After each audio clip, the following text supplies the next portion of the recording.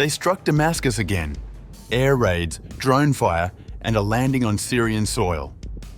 Israeli jets pound al-Kiswah, while 4 helicopters touched down in Sweida, home to Syria's Druze. Damascus calls it a violation of sovereignty.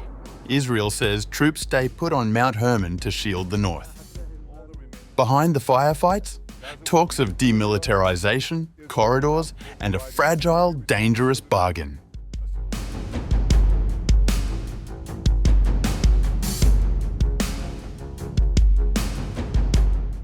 In Syria, a wave of fresh strikes has rattled the outskirts of Damascus. State-run al-Kiswah television reports that Israeli aircraft targeted a former army barracks in the town of al-Kiswah, southwest of the capital. Verified video, analysed by Al Jazeera's Sanad fact-checking unit, showed the moment warplanes hit multiple sites across the village on August 27th. Syrian media also reported that 4 Israeli helicopters landed in Sweida province, a region in southern Syria home to the country's Druze minority. The development followed Emirati reports suggesting the province was moving toward forming a representative council, part of a wider push for Druze autonomy.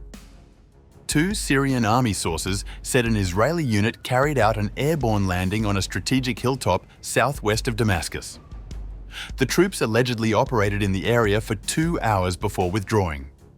According to these accounts, the landing took place near Jabal Manaya, once a key Iranian air defense base destroyed by Israel prior to the fall of Bashar al-Assad's rule.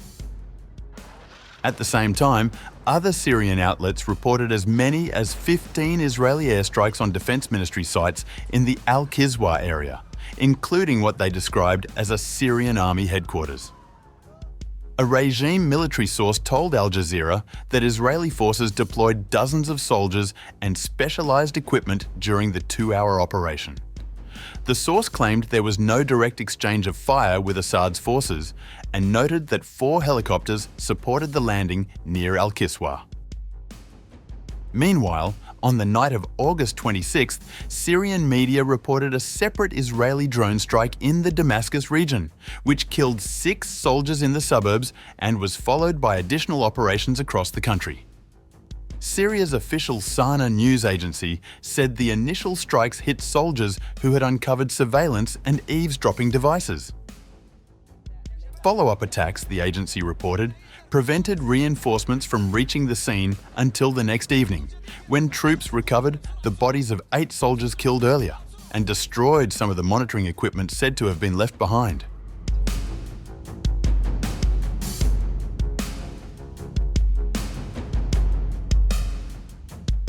The Syrian Ministry of Foreign Affairs denounced the drone strike on a military facility in a Damascus suburb that left 6 servicemen dead as a gross violation of Syria's sovereignty and a breach of international law.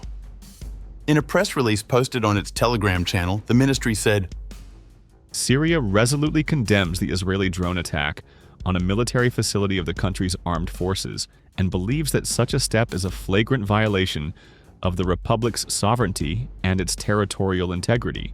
Also, the attack is a breach of the UN Charter and international law and is part of the aggressive policies being pursued by Israel towards destabilizing the situation in the region.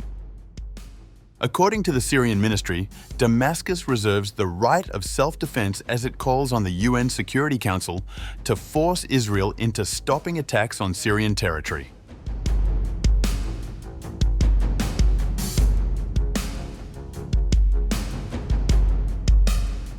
Earlier, on August 26th, Israel said it would not retreat from positions on the Syrian side of Mount Hermon and in other areas across the border, amid reports of advanced talks between Jerusalem and Damascus on reaching security arrangements along the sensitive frontier.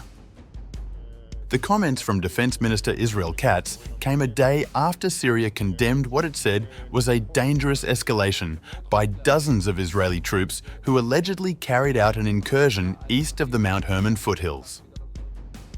Syrian media reported fresh violence on the morning of the same day as Israel allegedly shelled a home in the village of Tranja, north of Quneitra, near the border with the Golan Heights. Reports said one person was killed in the attack on a home in the village, describing the fatality as a young man, indicating he was not a member of Syria's security forces. Pictures showed damage to part of the second floor of what appeared to be an unoccupied home. There was no comment from the Israel Defense Forces on the alleged strike.